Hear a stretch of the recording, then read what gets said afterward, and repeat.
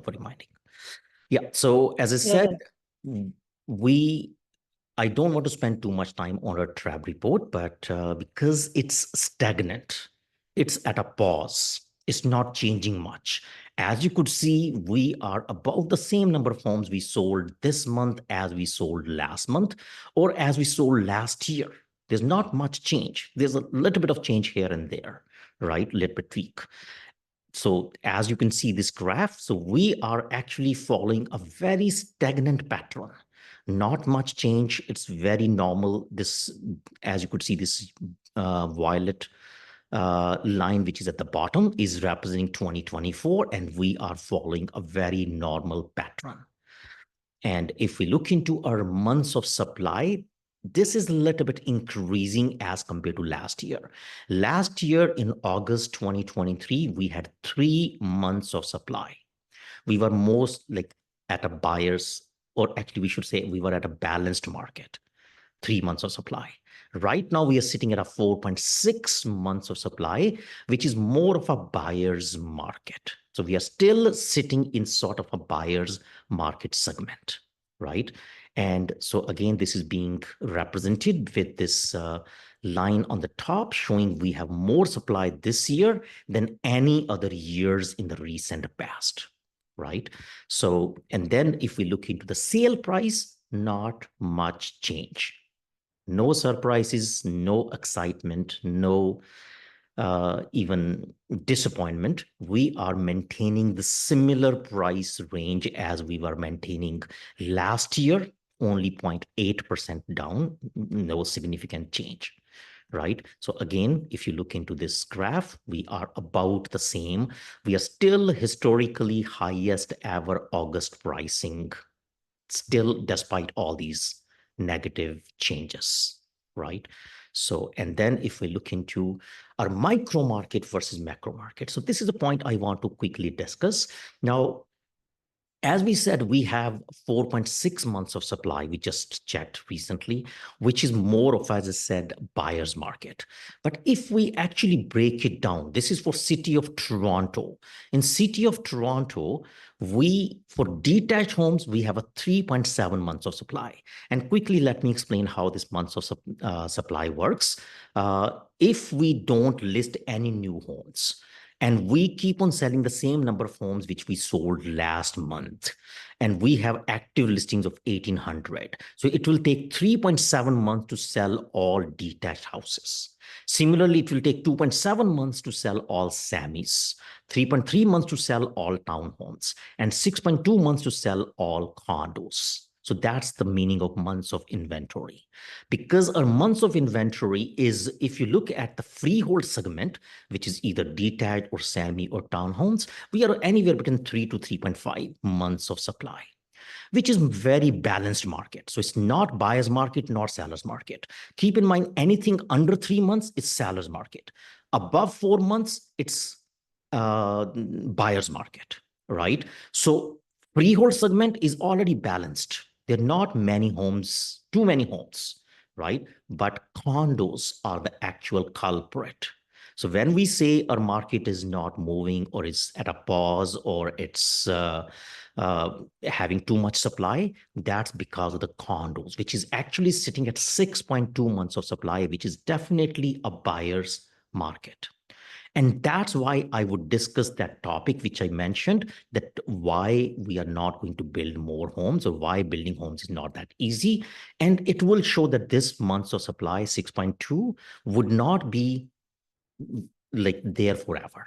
It will actually come back. So we'll discuss that. Now, let's look into our recent headlines.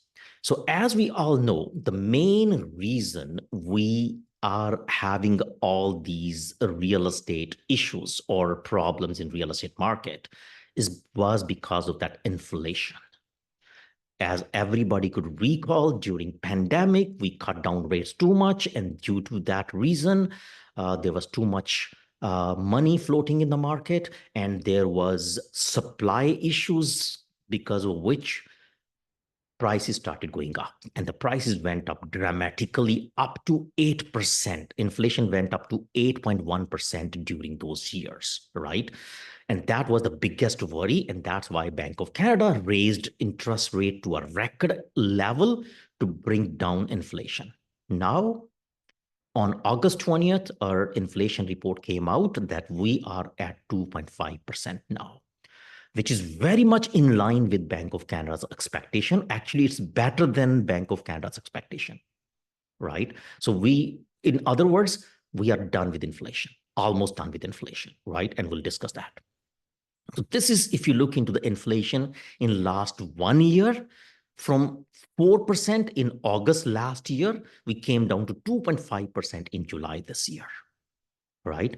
But if we look into a more deeper inflation of 5 years report, now this is what I want to show you before pandemic in 2019, 2020.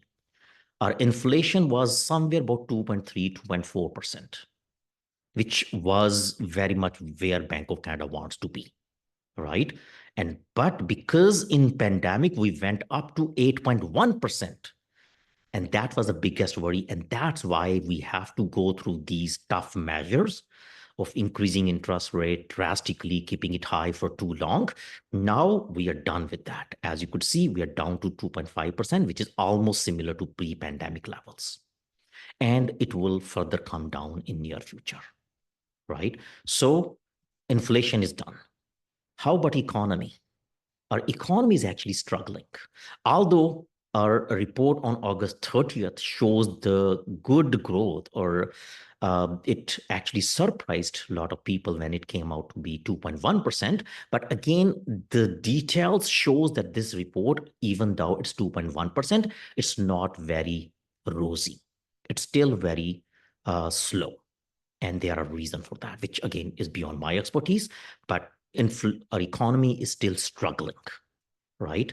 Now, because of all these reasons, Bank of Canada on September the 4th came out with the third straight interest rate cut. So this is the first time in the last many years that they have come down 3 times in a row to bring down the interest rate to 4.25%, which is still very high as compared to overall interest rate, which was before pandemic or normal interest rates, which we were expecting, right? So, but this is again, Bank of Canada came down very cautiously. So actually, most economists was predicting 50 points rate cut, but Bank of Canada opted for 25 basis points. But our governor, Bank of Canada Governor Tiff McCollum, he said that if the inflation continues to ease as it has been, they will bring more cuts much sooner, right? So most analysts, financial analysts, are actually predicting that there will be 93% chance is that there'll be another rate cut in October. And then there'll be another rate cut in December. So which means there should be, as per these experts, there may be 2 more rate cuts this year, right? Which will make it 5 consecutive rate cuts, right? So very interesting, right? So now this is what they are saying. Now this is chief economist at Canadian CIBC Bank, Avery Shanfield. As per him, they are calling for 2 more cuts this year. But interestingly, he's saying by the end of next year, we'll go down to 2.5%. Couple of months back, most economists were saying we'll go down to 3%. Now they are talking about 2.5%, which means we are expecting much sharper and much more cuts or bolder rate cuts than expected, right? So this is how the Bank of Canada's interest rate have changed in the last few years since pandemic. Before pandemic, our interest rate was about 1.75%. Then during pandemic, we brought it down to 0.25%. We all know that, right? And then in 2022, because of that inflation, they started increasing it rapidly. We went up to 4.25% by end of 2022. So it was 4% increase in 1 year, highest ever increased in the history, 4% in 1 year, and then another 1% in next 6 months. So we increased from 0.25% to 5% within a year and a half, right? And then we kept stable for a few months, and now we have started decreasing it, right? So we still have a long way to go down.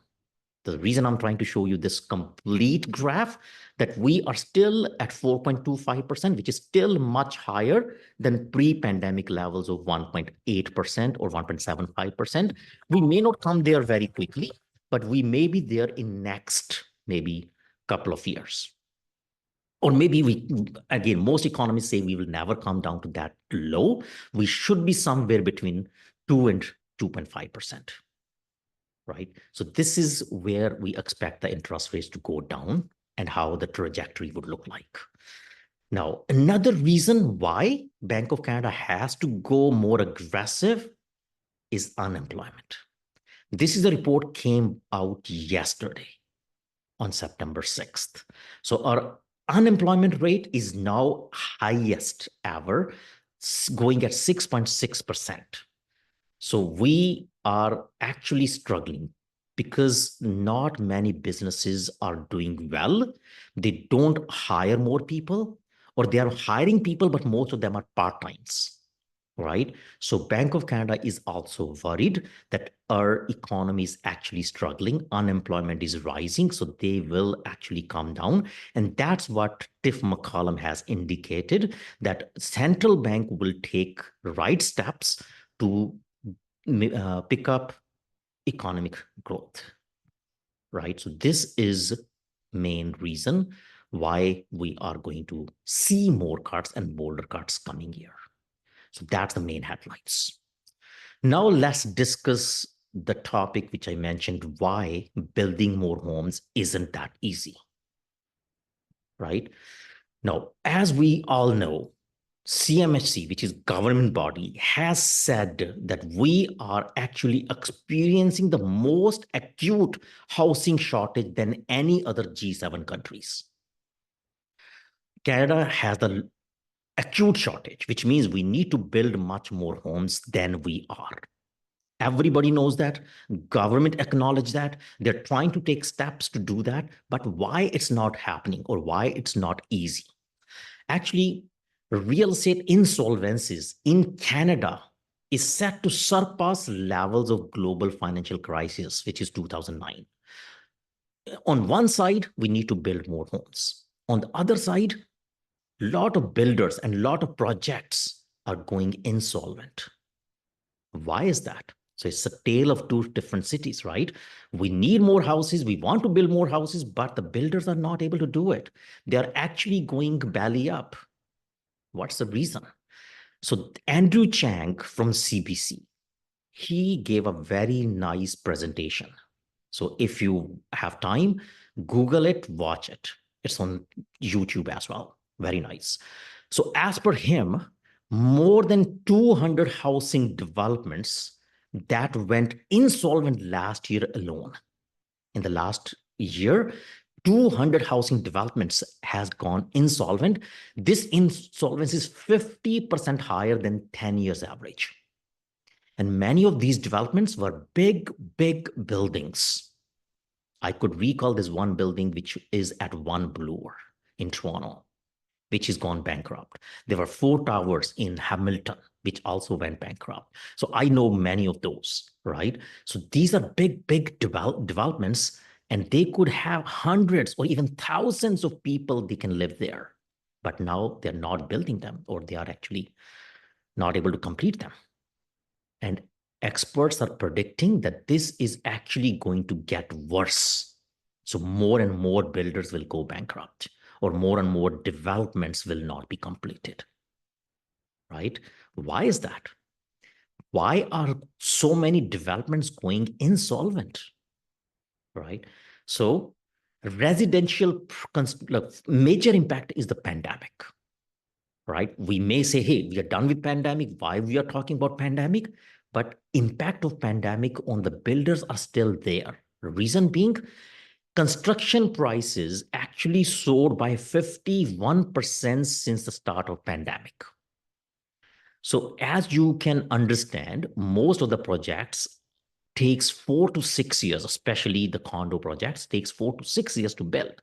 So any projects which were sold pre-pandemic or were started before the pandemic, they were still under construction, and they're still, some of them are under construction, and they cannot go through the construction anymore because their construction cost, or actually their uh, material cost, has gone up by 51%.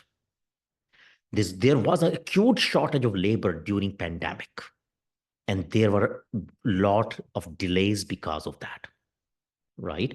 And labor wages went up by 10%, which is double the pace of any other industry. So builders have to pay more to the labor. So builders' margins are not that much that they can withstand all these factors and then still continue building. On top of that, there's development fees. So this is Andrew Chang. He gave this presentation, as I said. Now, City of Toronto, for example, before pandemic, development fee for one bedroom units used to be about 30,000. For two bedroom units used to be about 45,000. Right now, one bedroom units is about 45,000. Two bedroom units is about 69,000.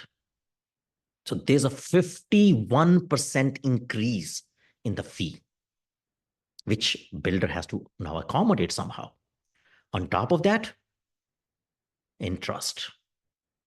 You know what?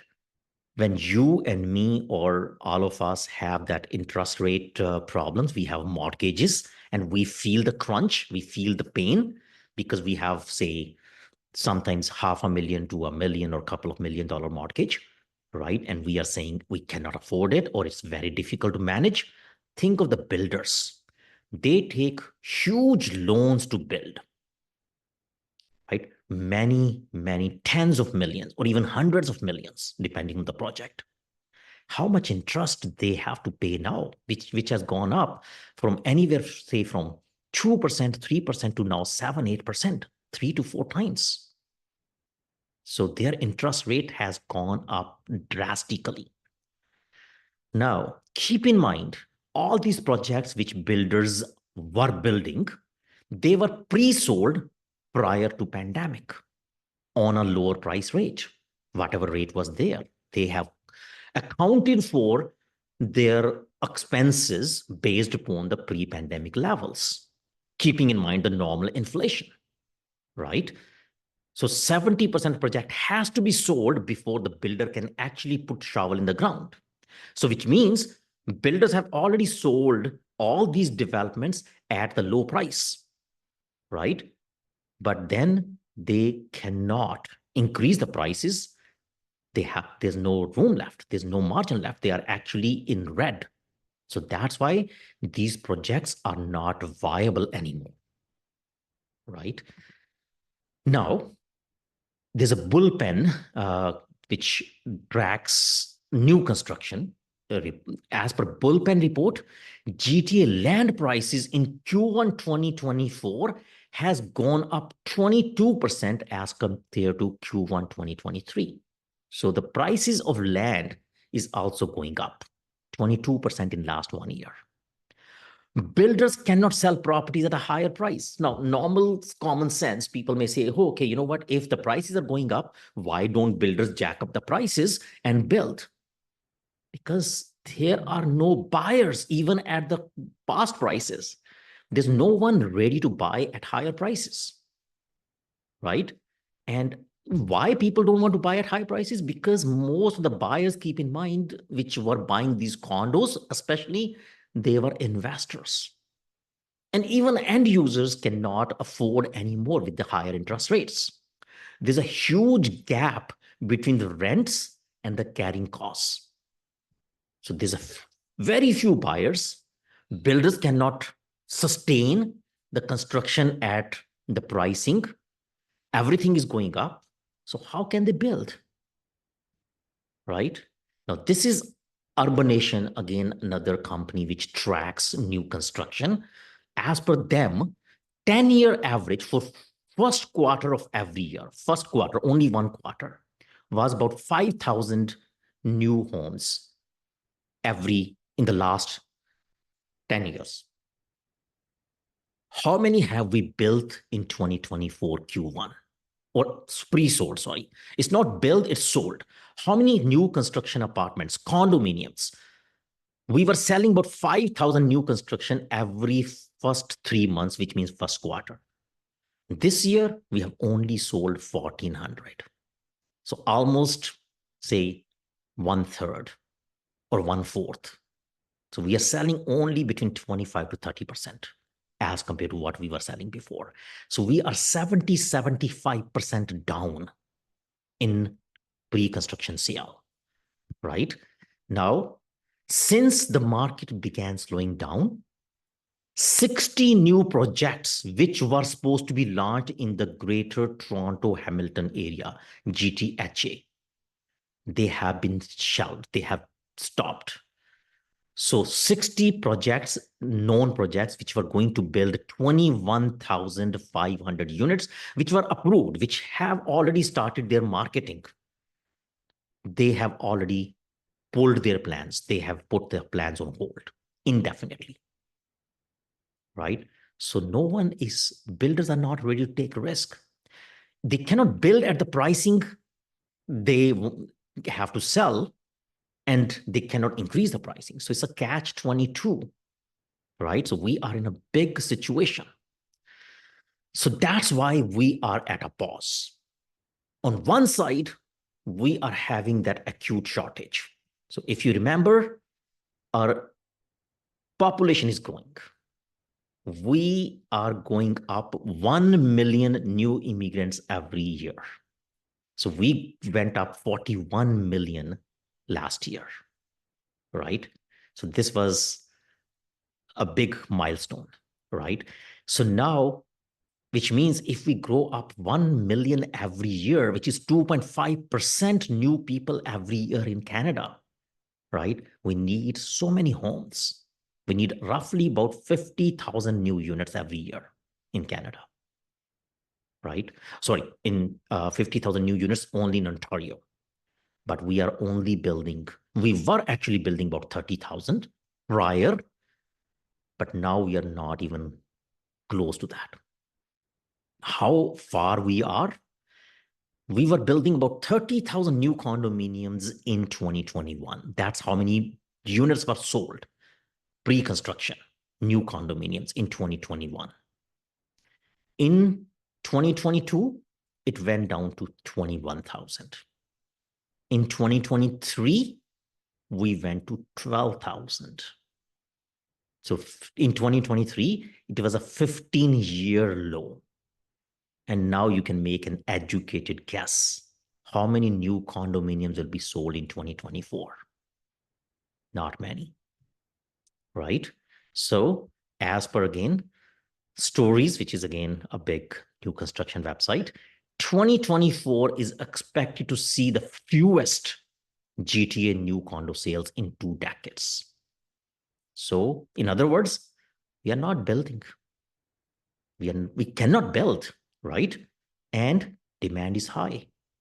And the real estate is at a pause. People are still holding off buying because the interest rates are high. People are feeling, hey, I need to see these interest rates go down further before I jump back to the market, right? So now keep in mind, our population is still growing, almost at 1 million every year. We are already having acute shortage of overall homes in Canada since 2022. That's CMHC. It's not a report by any real estate firms, which may have some vested interests, right? This is from CMHC, the government body. And we are selling much lesser newer homes since later part of 2022. So you don't need to be a genius to guess how it will turn out to be. So we'll be getting much lesser homes completed, including condominiums, from 2026 onward, right? That will create huge difference between supply and demand, because by 2026, interest rates, as we already discussed, will be much better than now. Because of that, if the interest rates come down, investors, which actually went out because it didn't make sense for them, will again come back, right? So investors will come back, buyers will come back, and we are not going to have enough supply because we are not selling these pre-construction now to bring into the market when the demand is high. That will create a market frenzy unless government takes some bold steps to fix this problem. What could be those steps? Anybody's guess. Probably they might have to come down on those fees or HST. Average builder have to pay more than 100,000 of every condominium sale to the government in terms of development charges or HST or other factors. So when you see at a price of 500, 600,000, it's actually not everything going to the builder, right? So there has to be some bold steps. Now, this is what Toronto Star predicted a couple of days back. Experts predicts Toronto's housing market will ramp up in the fall of this year, and prices and rates continue to drop. So prices are still dropping because the market was at a pause, right? Not many buyers. Inventory hasn't gone up. So when inventory goes up, prices fall down, but they're not falling drastically. As we saw, we came down 0.8% as compared to last year. So not huge, but they were falling.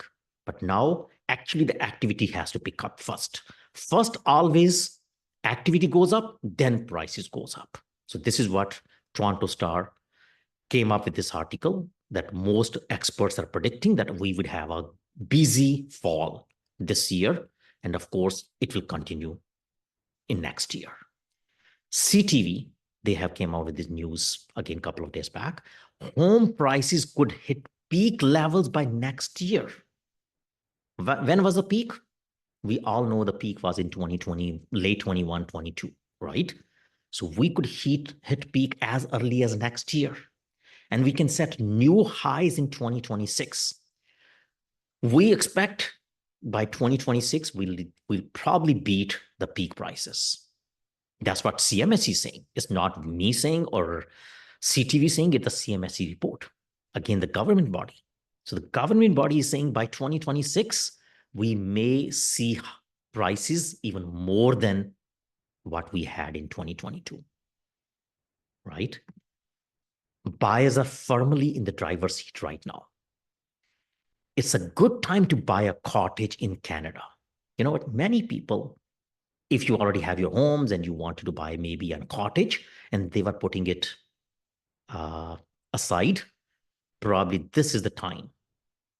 As the weather is cooling down, we all know, right? In winters, that's probably now coming to be the best opportunity to buy cottages if someone needs to buy a cottage or want to go that sector. So that's another tip here. Now, let's discuss this one more time. We have discussed this graph many, many times. Real estate is a pause, but keep in mind, we have been growing at the rate of 6.96% for the last almost like 50 years. Average sale price from 40,000 to 1.2 million from 1973 up to 2022. So 6.96% increase in the last 50 years. If we grow only at 3% by mid-50s, we should be at 3 million. If we grow at 5%, which is still much less than 7% increase of the last 50 years, we should be around 6 million. So there's no doubt that we would be by mid-50s, somewhere between 3 to 6 million for the average sale price, which is right now sitting about 1.1, 1.2, right? So this is the opportunity we need to take advantage of. So that's my presentation for the day. Any questions, please feel free to call one of us and we would be happy to give you more information and book your one-to-one appointment. And now we'll open the session for our Q&A. Thank you, everybody.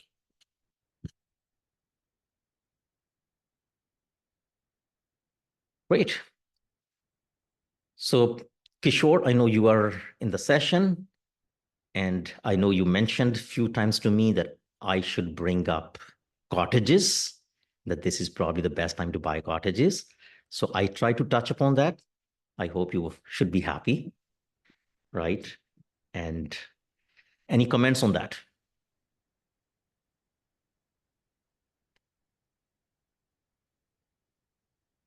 Is Kishore there? Okay, actually, because he is in Vancouver, he was joining with his phone. He may be sitting somewhere. That's fine. So Can we any, safely say it is rock bottom prices now, Sam? Because you know, you still hesitant to say it's buyer's market even because it's not past the 4%, the 4 months mark, right? The benchmark. you know, very, very good question, Haji. Thank you for bringing it up. I can safely say we are very close to the bottom.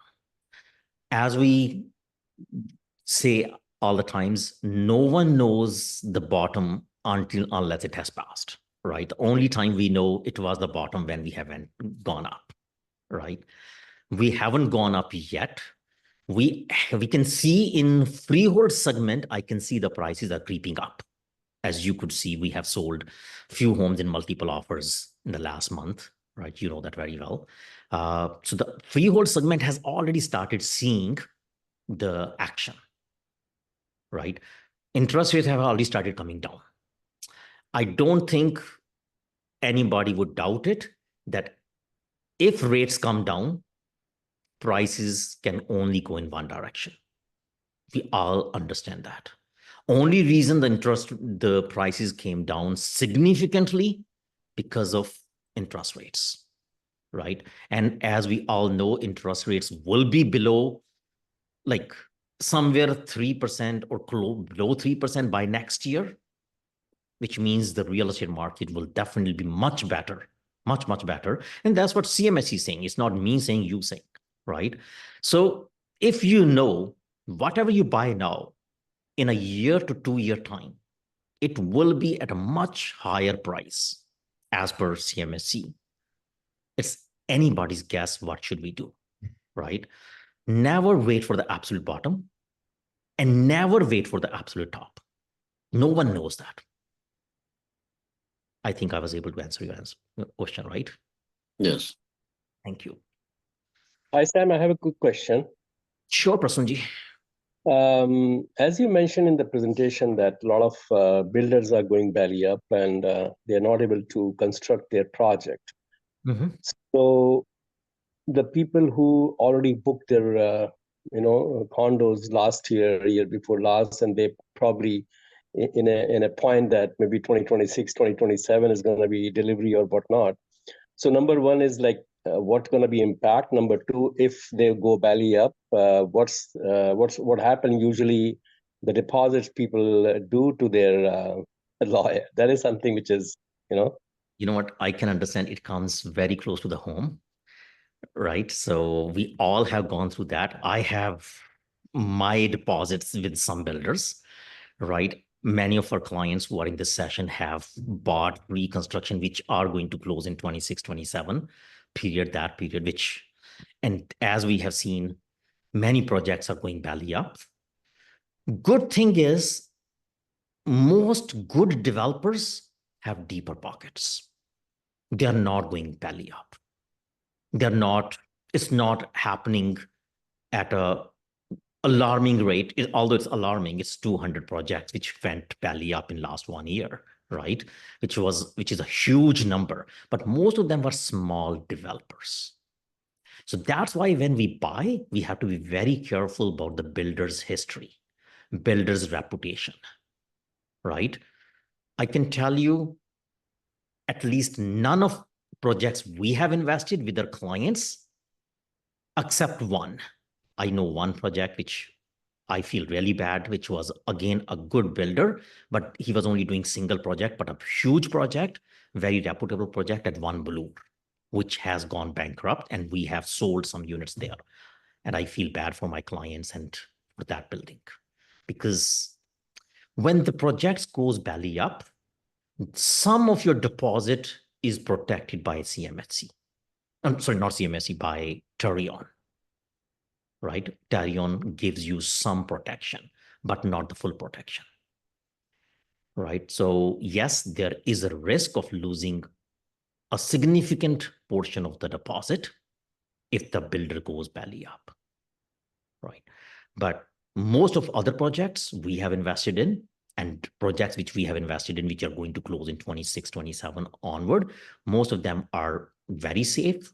Those builders are very strong builders, and there's no reason for them to go belly up because they have a track record and their reputation is more important. So I hope I was able to answer your question. Yes, definitely. Hope for the best. Hope for the best. Yes. Yep. Thank you. Any other question from anybody else for any of our expert panels?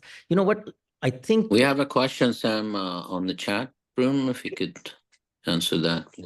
Sure. Can you read that question?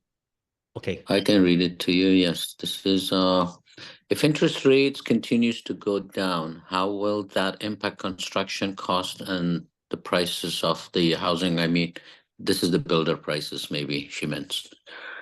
Okay. You know what? Again, a very good question. We are expecting the rates to keep going down, right? Which we all know.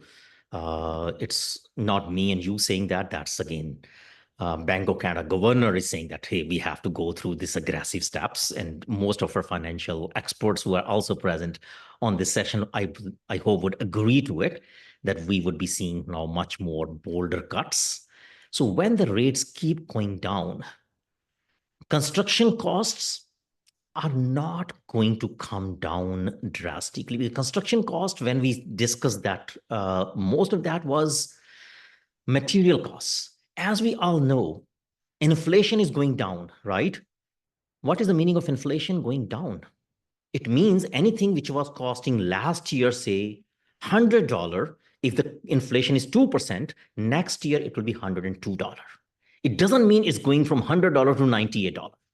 It's still going up, right? So it's not that we have a negative inflation or deflation. We are not having deflation. So construction cost is still going up, which was supposed to go up in any way. When builders launch their project, they have built in a regular inflation in their calculation because cost went up drastically, 50% for materials, 10% for labor, 3 to 4 times for interest rates. So they could not sustain their projects and they have to go belly up, right? But now it's coming down, interest rates are coming down, doesn't mean that everything is getting cheaper. They're not getting cheaper, probably they're sustaining the same level. So yes, construction cost will not come down. So the projects of the new construction would not come down. As I just gave you an example, that land prices in 24 has gone up 22% as compared to 23. So builders cannot build cheaper anymore. If builders cannot build cheaper, if the new homes get more expensive, resale has to be more expensive as well. It's just, there was a huge gap right now because market is at a pause. That's the topic we were discussing today, right? It's not that people don't want to buy. Probably at this moment, they cannot afford to buy because of the high interest rates. So once this interest rate comes down, housing prices will initially come, it already has come down. Initially, it will stabilize, which has already started stabilizing, at least in the freehold sector. Condo is still dropping or has dropped, but then it will start going up. No doubt about that. Thank you, Sana. Hi, Sam. I have a question, and this is with respect to a little bit on what this leader from Conservative Party, PA, says, that he keeps on mentioning that a lot of the cost of this building cost is towards the bureaucracy. How, I mean, I'm not trying to dwell into that side of the thing, but is that a fair statement? And do you think if they take some measures, probably inflation still goes up, but overall the building costs will go down if they try to, cut down those kind of bureaucracy. And how truthful do you think is that statement, because you are in the industry? Great question, Sam. Now, as we have discussed in our session as well, that one of the biggest cost the builders have in their calculation is the government fees and taxes. As Andrew Chang from CBC has mentioned, and I have shown that slide, that development charges have gone up 51%. City want 51% more money from the developers, right? That's bureaucracy. HST, as you know, every pre-construction now has HST inbuilt in that. So for example, if you're buying a house, say for 500,000, just a condo, or $1 million for a house, I'm just giving an example. In $1 million house, 13% is HST, which is built in, which builder has to pay to the government, right? So if the sale price is $1 million, he has to pay 130,000 to the government. Yes, they get rebate of 24,000, which is a rebate, HST rebate on the new construction. But still, he has to pay more than 100,000 to the government for a house which he's selling for, say, million, 1.1, 1.2. So if that can come down, and we hope Pierre Poilievre, at least if he comes to power, which looks likely, he would take some measures to bring it down. If they can actually bring down HST, if they can actually bring down these development charges, it can, yes, have some significant impact, right? So I hope actually current government has introduced, you might be knowing that, some measure that if there is any purposefully built rental buildings or rental apartments, there is no HST, or the HST is they are taking it out. So if they extend that towards all new construction, to boost new construction, because we are having acute shortage of houses, right? So probably that will bring down a lot of costs for the builders, and the pricing will become a little bit better. I hope I was, again, able to answer your question, Sam. Yeah, thanks. I guess we'll know more as absolutely. He right now is kind of talking about all of that, but he has to come in power, and then has to take actions and deliver, and then we probably will be able to see. But I understand that should be able to help, but let's see. We hope for the best, right? Let's see that. Sam, I have got a question. Yes, Mustafaji. Is there the list of those belly up builders or something, where, people can be cautioned about them? Great. Yep, definitely. I can send you a few, which I know, right? But if you just Google like the builders which has gone insolvent, or the project which has gone insolvent in GTA, you'll find most of them, or the recent ones at least, right? But yes, I can definitely, I know many of them which has gone in the last year or couple of years, and we can definitely share that with you. But there is no such official listing of those, because this is, okay, you are sending me as I know you, or know how, but nothing as official listing that, okay, people, if you want to, anybody wants to know, so they can just get the thing from, say, for example, CMHS or something. You know what? I have to double check. To be honest, there should be. CMSC should be keeping a track of it. Actually, I just put a link that Tarion has for some in the chat. Thanks, Amit. So Amit actually just put the link in the chat. So you can copy that link. That's a Tarion. Tarion is the new homes warranty body, right? So they actually maintain that track. Yes. So and there is a list on that official site. Oh, okay. Thank you very much. Thank you, Amit. Yes. To follow up on that, Sam, do you also mind, or could someone share a list of good builders that we could keep track of, especially if we're considering pre-construction investment? Again, a very good question, Sana. Definitely, we can share the list of reputable builders which have a good track record. I can name a few right now. Like most good big builders in GTA, like Centercourt is one of them.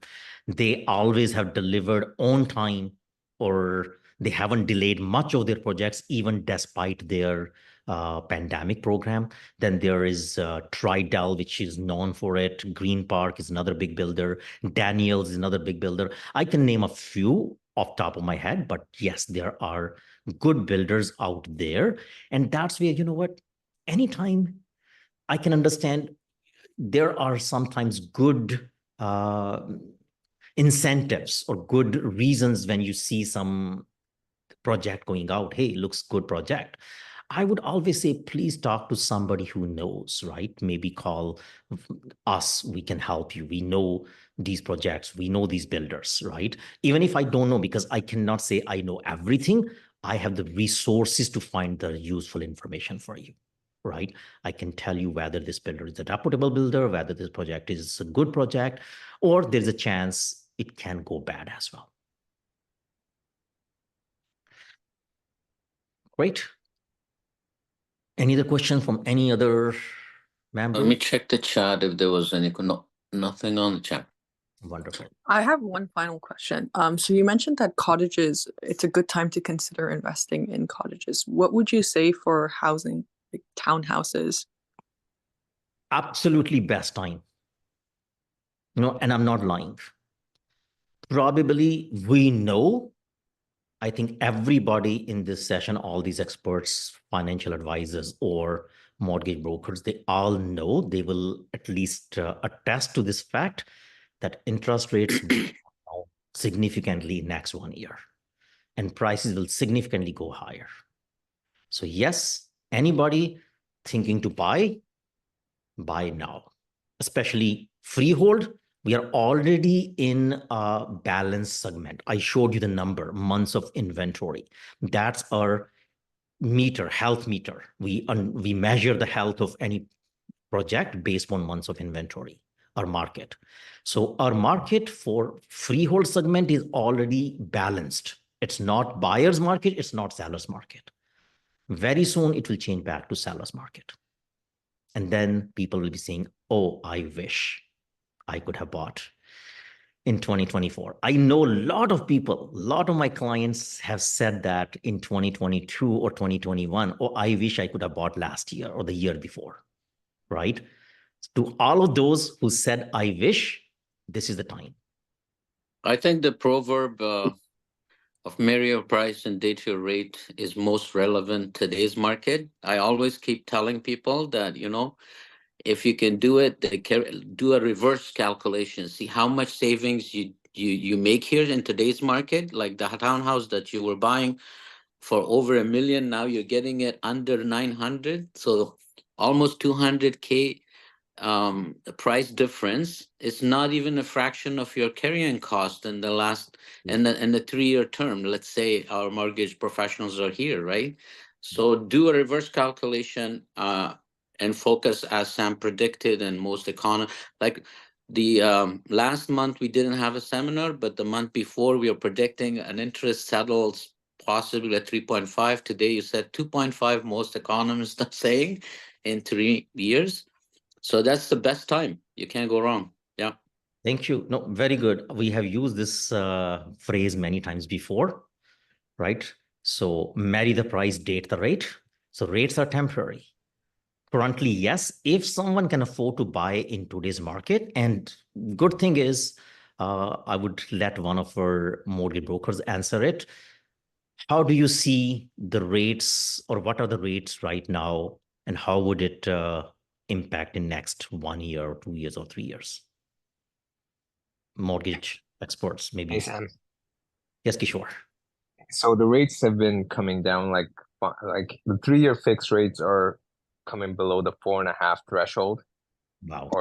And so that is significantly better. Like less than 6 months ago, we were almost at 5.5. So we could see the drop. Not only that, just the inquiries for pre-approvals and everything is heating up. And those who were previously on the fence, just waiting for things to happen or showing more interest. So it's a lot of signs of momentum picking up. Absolutely. Thank you, Kishore. Amit, do you want to say something about the rates coming down and how do you see it?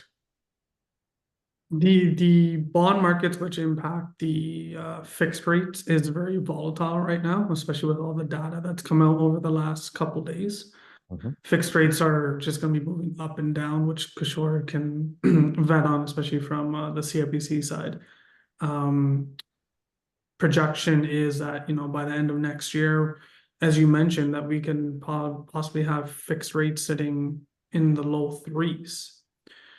Wow. The recommendation that we're telling everyone, if you can financially afford it, because in the long term, the opportunity cost and long-term savings is there, is you go variable because the fixed rates are going to continue to drop over 12 months, along with BOC and the US Feds making their announcements, which means that over time, your payment's going to drop and you'll be able to lock into a fixed rate. And now you've actually hedged your long-term savings. So you got into the house today, you save less of a down payment compared to what other people are doing for waiting. And now you're also able to hedge out the long-term savings by going variable and then locking into a fixed rate at a much lower than today's rates. Awesome. Thank you. Bhavin, any comments from you on your expert comments on the rates? So my friends here have covered it very well. So yes, it is going towards a downward trend, and pre-approvals are coming along. So I guess it's just a pause, but it seems like clients are going out and looking for properties. So I think it's all positive.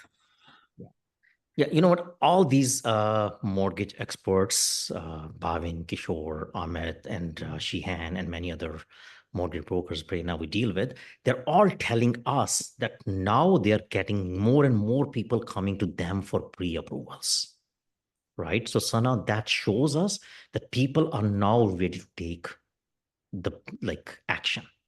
So people are actually going to mortgage brokers right now to see if they can somehow get qualified and actually jump into the market right now. So the number of pre-approvals are going up definitely much higher than the recent past, right? So if that's happening, it means more people will come to the market. And when more people come to the market, whatever pause we are seeing right now will change into suddenly an active market very soon, right? Let me again, Amit touched on this briefly, but let me again ask this question, which I think a lot of people ask every time we have these sessions.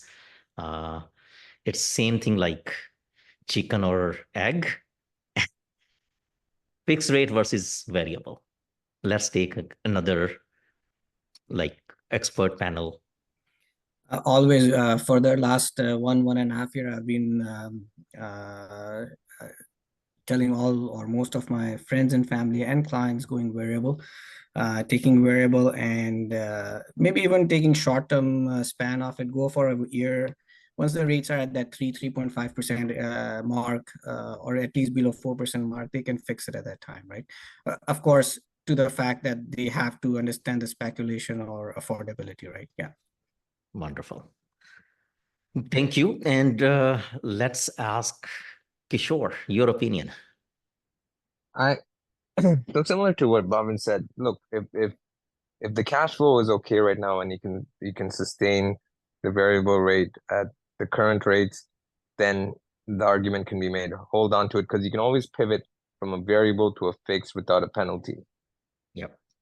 Right. So if you could sustain the cash flow for a year to get to that targeted rate of low threes or mid threes, and then lock it in, you get kind of the best of both worlds. Yeah, there's short-term pain, but there's long-term gain, right? So there is some wisdom in that. Great. I like the comment, short-term pain, long-term gain. Thank you. Amit, I know you already mentioned that, but again. Yeah, as Kishore mentioned, cash flow is the biggest key factor that comes into play. So if you're able to support, again, it depends on the mortgage amount, but if you're able to support that few $100s to save possibly thousands of dollars, right? Those are the opportunity costs to look at. I know our market, like Sam, you hear it all the time. The first question that comes into play is interest rate, interest rate, interest rate. But I think we got to also sit down and look at your cash flow, because certain interest rates make sense, some don't. Yeah. So each individual is different, but if you can do variable, 100% variable. Absolutely great. Let me add to the same question again. What's the current fixed versus variable rates approximately in the market? What's the spread? What's the difference? I would say probably, well, just after the rate announcement and potential rate bond yield drops, I would say your spread's probably about 1.25 to 1.5, depending on the lender. Okay, so which means variables, if they are under 4, fixed is under 4.5. 5.5 to 5.75. So, okay, so the variable right now is 5.5 to 5.75. Okay, great. Because right now, I think our prime rate is 6.45, right? Correct. After the new drop, last drop, which means the discount is anywhere between 0.75 to 1%. Fair enough. Great. A lot of the banks haven't done adjustments yet, right? So the data that is out is not based off of the announcements that happened over the last 2 days as well. Yeah, that So should these happen could hopefully drop. next week, right? So it should be in effect by next week. Kishore, are you on the same point? Similar 1 to 1.5%? Yeah, yes, that's fairly accurate. Yes. Yeah, yeah. Shehan, do you want to make any comment on the mortgage side? If you are able to.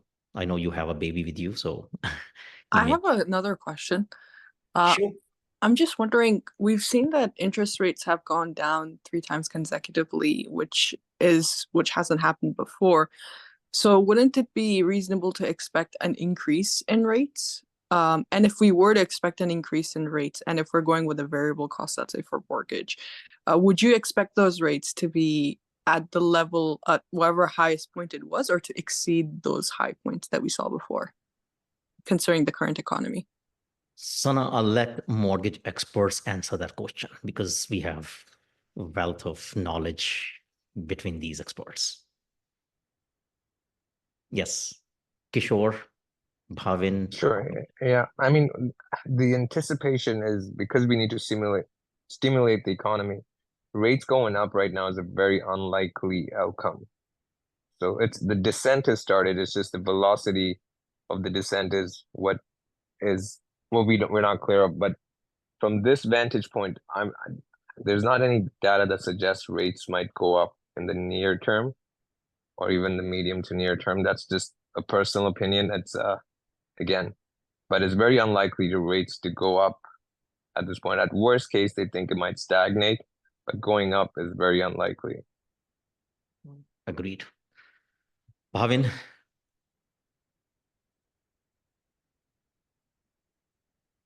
Bhavin, you want to make any comment on this? Do you see my comments would be similar to what Kishore actually covered it all. So with the way economy, and if we are talking ground level, talking to clients, and it is expensive, and a lot of people do not have jobs, and it does affect overall economy as well. So going up for the next few years, at least a couple of years, is not an option, but the only option could be is a downtrend, or maybe even stagger it instead of reducing it and keeping it at that sweet spot of 3.5% would be a very good sweet spot where it stays there, which is what the industry wants. And I think builders, everyone will be happy with that, right? Everyone will be able to afford it. Fair enough. Amit, do you agree? I agree. I think there's a lot of moving parts, because Canada is a follower. So we have things such as the US elections, our elections, and what the rest of the world does. So depending on how they pursue, that's what's going to impact what happens. I don't see a rate drop happening, because the rate increases was to tackle inflation. So the only thing I can see happening if they do ever increase is if our inflation numbers get out of hand, which is not expected to happen with the data that's coming out within Canada and within the US. Yeah, I think the presentation which I also did suggest most economists, 93% of them agree there'll be 2 more drops this year itself, right? So going up, no one has said that. No economist is predicting that, because economists look into these data as much more details than you and me can do it, right? That's their day-to-day job. And of course, Bank of Canada also looks at the similar data, right? It's not that Bank of Canada has some different data which economists have or are looking into. So based on all the data which economists are looking at or economists are predicting, we all can, I think, be assured the rates will not go up, will come down. It's only the question is how quickly and how much. Thank you, Sana. Great. You know what? I think the time is 11:05, so we are already 5 minutes above our stipulated time. Can I take 10 seconds? Sure. Yes. Yes. Ram, I know that real estate that's why it's called real estate, because it's real and estate. But there are certain points which we have to ponder upon. So I'm doing a seminar next week on Saturday morning. It's a real estate. It's on estate planning, and we're going to be inviting a lawyer.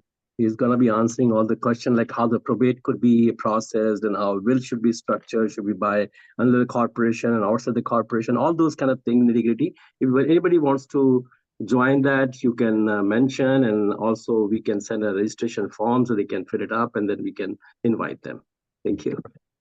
Thank you, Prasunji. Prasun is our estate planner as well. He's a financial planner and estate planner. He does these seminars also on monthly basis now from the last few months, right? So I'm attending those sessions, very informative, and I would encourage anybody who wants to attend his seminar, please send me a message. I'll connect you with Prasun, and you can definitely join that. It's also very knowledgeable, very insightful, right? So please let us know.